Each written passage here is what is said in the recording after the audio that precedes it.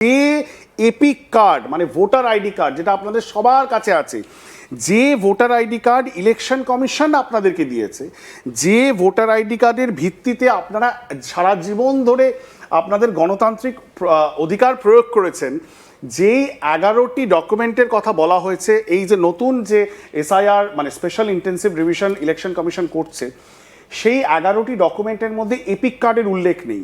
যে epic card election commission থেকে issue করা হয়েছে, যে এপিক কার্ড হচ্ছে আপনাদের ভোটাধিকার দেওয়ার সবচেয়ে বড় কার্ড বা সবচেয়ে বড় চাবিকাঠি, সেই এপিক কার্ডটিও কিন্তু এই এসআইআর এর মধ্যে রাখা হয়নি। এটাও একটা খুব বড় প্রশ্ন। তার কি কোনো উত্তর আপনি পেয়েছেন? এই যে জ্ঞানেশ কুমারের প্রেস কনফারেন্স কালকে হয়েছিল, আমি ইলেকশন কমিশনকে মেল করেছিলাম, আমি নিজে মেল করেছি, বেশ, আমি সিও অফিসকে মেল করেছি, যে ইলেক্টার্স ফটো আইডেন্টিটি কার্ড তো আপনারা নিজে ইস্যু করেছেন, একদম, তো নিজের ডকুমেন্টকে কি কোন লজিকে এইটাকে বাদ রেখেছেন?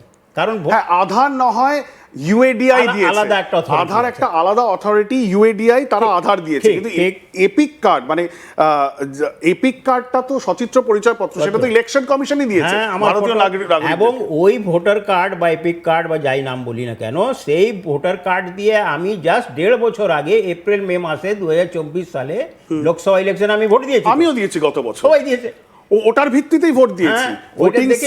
ভোটিং স্লিপ এবং এপিক কার্ড নিয়ে আমি গেছিলাম ভোট দিতে এবং দিয়েছি, কিন্তু এবার সেটা দেখানো যাবে না, এবার আমি ডকুমেন্ট হিসেবে দিতে পারছি। এটা খুব একটা গুরুত্বপূর্ণ পয়েন্ট। আমি জানি না ইলেকশন কমিশন লজিক এখনো দিতে পারছে, এটা খুব একটা গুরুত্বপূর্ণ পয়েন্ট। আমি জানি না অন্যান্য জায়গায়, অন্যান্য চ্যানেলে, মিডিয়া হাউসে বা খবরের কাগজে আপনারা এই আলোচনাটা পেয়েছেন কিনা, কিন্তু এই খুব পুঙ্খানুপুঙ্খ ফাইন প্রিন্টগুলো আপনাদের সামনে তুলে ধরার জন্য এবং আপনাদেরকে যাতে একেবারে সঠিক তথ্য দেওয়া যায়, কোনো কনফিউশন না থাকে আপনাদের মাথায়, সেটাই আমাদের প্রয়াস এই আলোচনার মধ্যে দিয়ে খবর ইনডেপথে, এবং সেই জন্যই আমরা গভীরে ঢুকবো, ইনডেপথে ঢুকবো।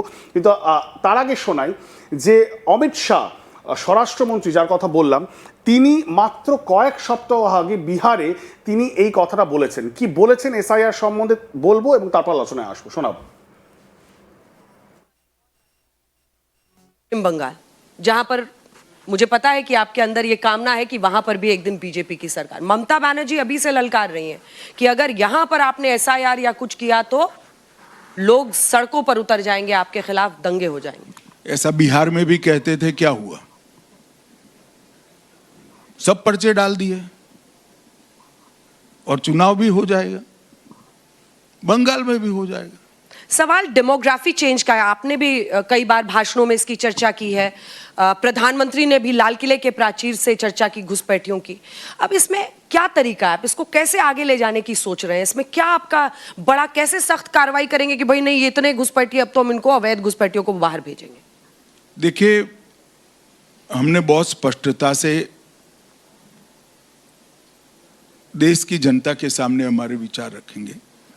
हम सबसे पहले इनकी पहचान करेंगे, फिर मतदाता सूची से इसको डिलीट करेंगे और फिर डिपोर्ट करेंगे।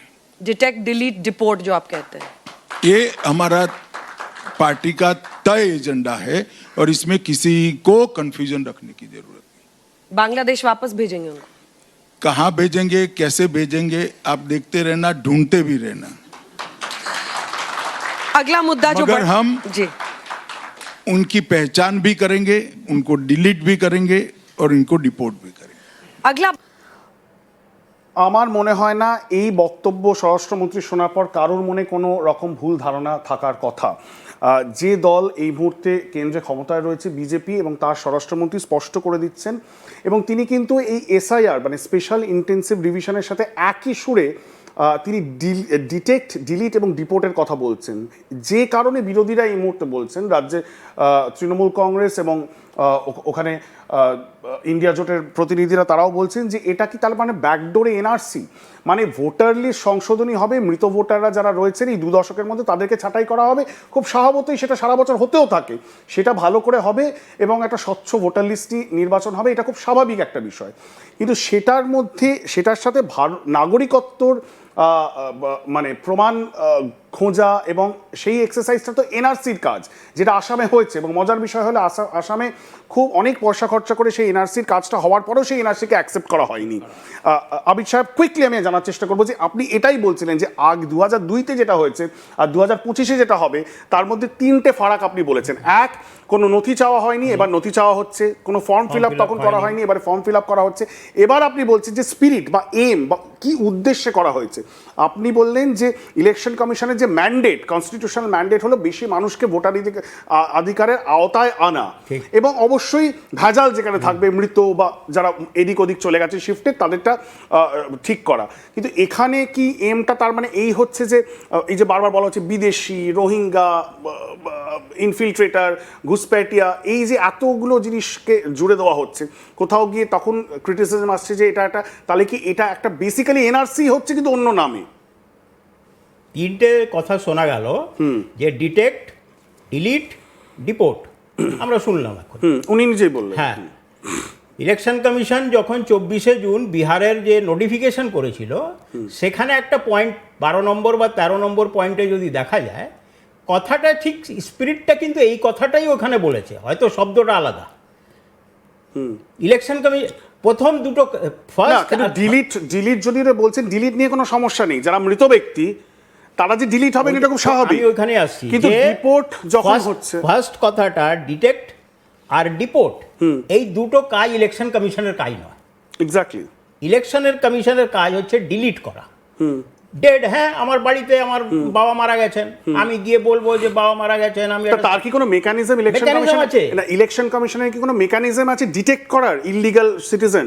মানে সিটিজেনশিপ, কে নাগরিক আর কে নাগরিক নয়, সেটাকে ডিটেক্ট করার কাজ বা ম্যান্ডেট বা কনস্টিটিউশনাল ম্যান্ডেট কি ইলেকশন কমিশনের আছে? একদম না।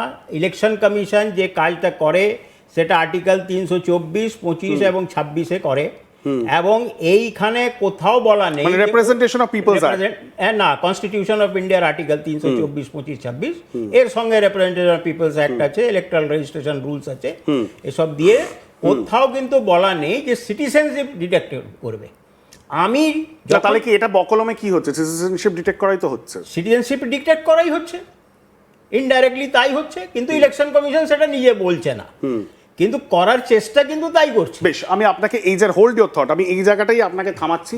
আমরা কুইকলি চলে যাই, যে জন্য বিরোধীরা এত অশোরগোল করছেন। অনেকে মনে করতে পারেন যে কেন ভোটার লিস্ট সংশোধন করা হবে, একটা ঝকঝকে নতুন, মানে একবারে সুস্পষ্ট এবং যার মধ্যে নির্ভেজাল ভোটার লিস্ট নিয়ে নির্বাচন হবে, এটাই তো গণতন্ত্রের জন্য কাম্য, এটাই তো সবচেয়ে ভালো গণতান্ত্রিক প্রক্রিয়া। কিন্তু তার পেছনে যে একটা অন্যরকম মতামত থাকতে পারে, বা বিরোধীরা যেটা তুলে ধরছেন এই মুহূর্তে, কিছু উত্তর, সেই প্রশ্ন যার উত্তর এই মুহূর্তে পাওয়া যাচ্ছে না, সেই প্রশ্নগুলোই কিন্তু আজ পশ্চিমবঙ্গের বিভিন্ন রাজনৈতিক দল, কারণ সর্বদলীয় বৈঠক ছিল, তারা চিফ ইলেকটোরাল অফিসার, যিনি ইলেকশন কমিশনের প্রতিনিধি পশ্চিমবঙ্গে, চিফ ইলেকটোরাল অফিসার, তার কার্যালয়ে আজকে এই প্রশ্নগুলো তুলে ধরেছিলেন।